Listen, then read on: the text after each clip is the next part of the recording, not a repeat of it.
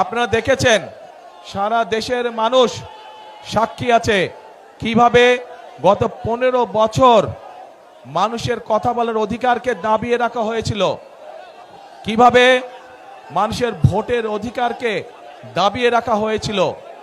প্রিয় ভাই বোনেরা, 2024 সালের 5ই আগস্ট ছাত্র জনতার আন্দোলনের মুখে সেই স্বৈরাচার পালিয়ে যেতে বাধ্য হয়।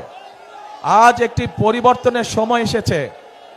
আজকে এই সবার মধ্যে দাঁড়িয়ে আমি হয়তো আপনাদের সামনে আমাদের অন্য রাজনৈতিক প্রতিপক্ষ যারা আছে সেই প্রতিপক্ষদের সম্পর্কে হয়তো অনেক কথা বলতে পারতাম, কিন্তু সেই প্রতিপক্ষদের সামনে সম্পর্কে যদি আমি কথা বলি তাতে জনগণের কি কোনো লাভ হবে?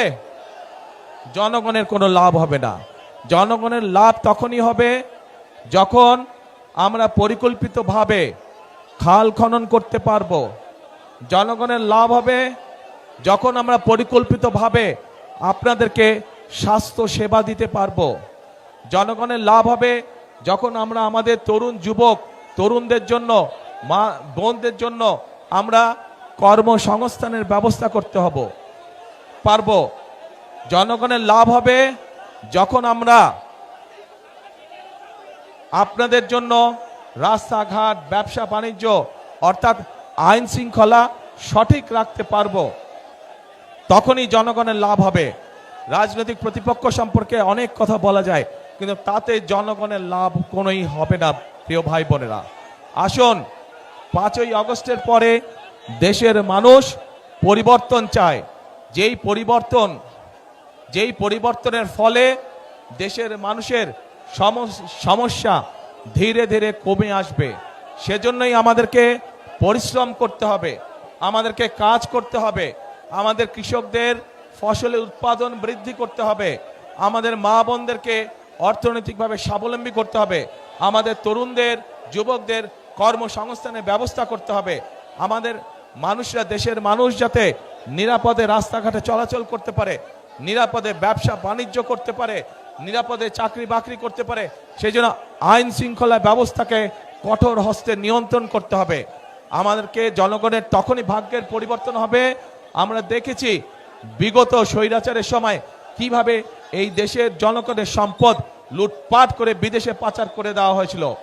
আমরা যে সকল পরিকল্পনা আপনাদেরকে বললাম এগুলো আমরা তখনই বাস্তবায়ন করতে পারবো, এবং এইসব পরিকল্পনা জনগণের ভাগ্যের পরিবর্তন তখনই করতে পারবে যখন আমরা এই যে দুর্নীতির লাগাম টেনে ধরতে পারবো, তখনই আমরা এইসব পরিকল্পনা বাস্তবায়ন করতে পারবো। এবং এই সকল পরিকল্পনা বাস্তবায়ন করতে হলে, জনগণের জন্য আইন শৃঙ্খলা ব্যবস্থা কঠোর হস্তে নিয়ন্ত্রণ করতে হলে, দুর্নীতির লাগাম টেনে ধরতে হলে, প্রিয় ভাই বোনেরা, আপনাদেরকে আগামী 12 তারিখে ধানের শীষকে নির্বাচিত করতে হবে। কারণ যে পরিকল্পনার কথাগুলো আপনাদের সামনে আমি তুলে ধরলাম, এই পরিকল্পনাগুলো হচ্ছে ধানের শীষের পরিকল্পনা। আমরা অতীতেও দেখেছি যে ধানের শীষ যতবার দেশ পরিচালনার সুযোগ পেয়েছে, সেই শহীদ রাষ্ট্রপতি জিয়াউর রহমানের সময় দেখেছি, সেই দেশনেত্রী খালেদা জিয়ার সময় দেখেছি যে মানুষের ভাগ্যের পরিবর্তন ধীরে ধীরে হয়েছে। কাজেই ইনশাআল্লাহ আগামীতে আপনারা আবার ধানের শীষকে নির্বাচিত করলে, ধানের শীষ সরকার গঠনে সক্ষম হলে, আল্লাহর রহমতে আমরা আবার খালেদা জিয়ার রেখে যাওয়া কাজগুলো আমরা আবার চালু করব। শহীদ জিয়ার রেখে যাওয়া কর্মসূচিগুলো আমরা আবার চালু করব, যাতে করে দেশের মানুষের ভাগ্যের পরিবর্তন হয়।